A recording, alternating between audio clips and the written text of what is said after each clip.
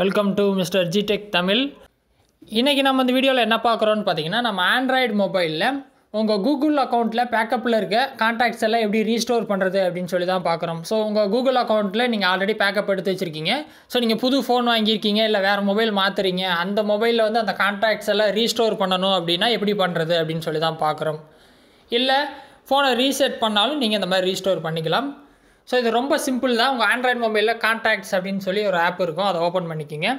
So இதை பண்ணுறதுக்கு முன்னால் மறக்காமல் ஜிமெயில் அக்கௌண்ட் வந்து லாகின் பண்ணி வச்சுக்கோங்க. ஸோ நீங்கள் எந்த அக்கௌண்ட்டில் பேக்கப் கொடுத்துருக்கீங்களோ அந்த அக்கௌண்ட்டை லாகின் பண்ணி வச்சுட்டு கான்டாக்ட்ஸ் ஆப் ஓப்பன் பண்ணால் இந்த மாதிரி ஹோம் பேஜில் இருப்பீங்க.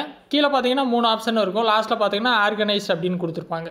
அதில் போனீங்க அப்படின்னா இந்த மாதிரி ஆப்ஷன்ஸ் வரும். இதில் பார்த்தீங்க அப்படின்னா டேரெக்டாக கூகுள் அப்படிங்கிறதுக்கு கீழே ஆப்ஷன்ஸ் இருக்கும். அதில் ரீஸ்டோர் கான்டாக்ட்ஸ்னு கொடுத்துருப்பாங்க.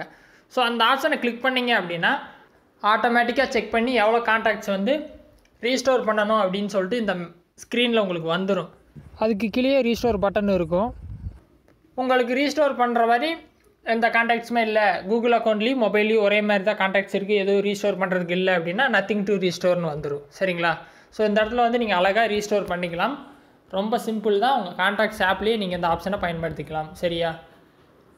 இல்லை நான் ஆல்ரெடி பார்த்தீங்கன்னா ஒரு ஃபைல் வச்சுருக்கேன், அந்த ஃபைல்லேருந்து எக்ஸ்ட்ராக்ட் பண்ணணும் அப்படின்னா கீழே ஸ்க்ரோல் பண்ணிட்டே வாங்க. இந்த ஸ்க்ரீனில் இம்போர்ட் ஃப்ரம் ஃபைல்னு உங்களுக்கு செப்பரேட் பட்டன் கொடுத்துருப்பாங்க.